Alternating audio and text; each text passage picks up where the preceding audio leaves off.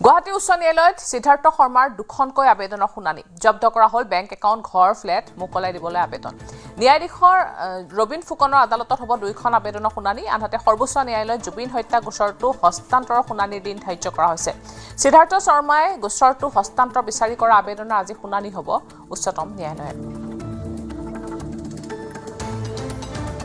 গুৱাহাটী উচ্চ ন্যায়ালয়ত সিদ্ধাৰ্থ শৰ্মাৰ দুখনকৈ আবেদনৰ শুনানি জব্দ কৰা বেংক একাউণ্ট ঘৰ ফ্লেট মোকলাই দিবলৈ আবেদন ন্যায়াধীশ ৰবিন ফুকন আদালতত হ'ব দুইখন আবেদনৰ শুনানি আনহাতে সৰ্বোচ্চ ন্যায়ালয়ত জুবিন হত্যা গোচৰটো হস্তান্তৰৰ শুনানিৰ দিন ধাৰ্য কৰা হৈছে সিদ্ধাৰ্থ শৰ্মাই গোচৰটো হস্তান্তৰ বিচাৰি কৰা আবেদনৰ আজি শুনানি হ'ব উচ্চতম ন্যায়ালয়ত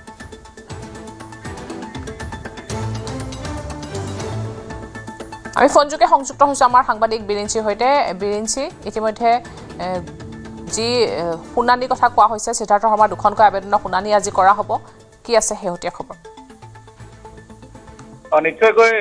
প্ৰিয়ংকা আচলতে আজি দিনটো এটা অতি জুবিন গাৰ্গৰ যি হত্যাৰ গোচৰৰ বিচাৰ প্ৰক্ৰিয়া চলি আছে আজি এটা অত্যন্ত গুৰুত্বপূৰ্ণ দিন কিয়নো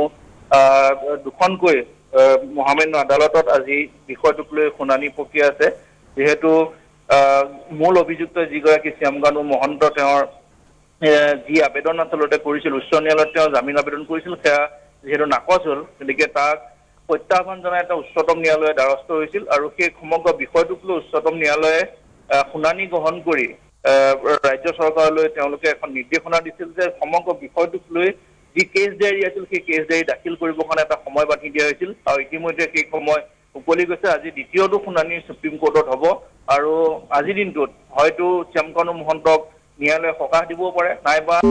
দীৰ্ঘদিনৰ কাৰণে শ্যামকানু মহন্ত কাৰাগাৰতে যে থাকিব লাগিব সেই কথাটোৰ আজি হয়তো নিশ্চিত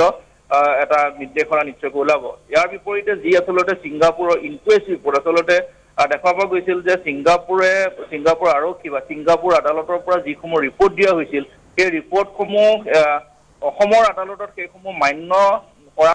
বুলি যিহেতু চৰকাৰী পক্ষৰ পৰা কোৱা হৈছিল সেয়া তদন্তকাৰী বিষয়ে বা মহাধিবক্তাগৰাকীয়ে সেই কথাখিনি স্পষ্টকৈ ফাষ্ট ট্ৰেক আদালতত জনাই দিছিল যে ছিংগাপুৰৰ যিসমূহ ৰিপৰ্ট সেই ৰিপৰ্টখিনিয়ে অসমৰ চলি থকা যি তদন্ত বা যি বিচাৰ প্ৰক্ৰিয়া তাত কোনো ধৰণৰ প্ৰভাৱ নেপেলায় আৰু সেই বিষয়খিনি আচলতে প্ৰয়োজন নহয় কিন্তু সিদ্ধাৰ্থ শৰ্মাৰ অধিবক্তাই বাৰে বাৰে ছিংগাপুৰৰ ৰিপৰ্টসমূহ এই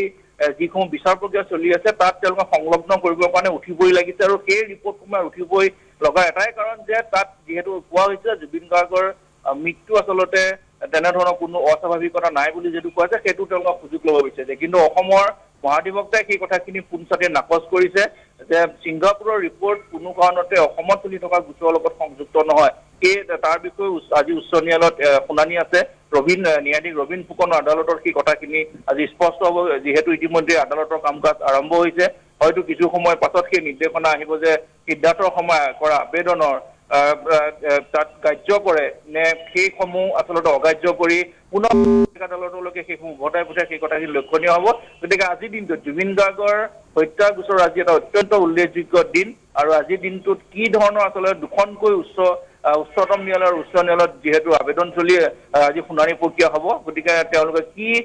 আচলতে নিৰ্দেশনা দিয়ে সেয়া জুবিন গাৰ্গৰ গোচৰটোক এটা নতুন গতি দিয়ে নে শ্যামকানু মহন্তক সিদ্ধাৰ্থ শৰ্মাক সকাহ দিয়ে সেই কথাখিনিৰ কাৰণে আমি কিছু সময় অপেক্ষা কৰিব লাগিব হয় ধন্যবাদ জনাইছোঁ বিৰিঞ্চি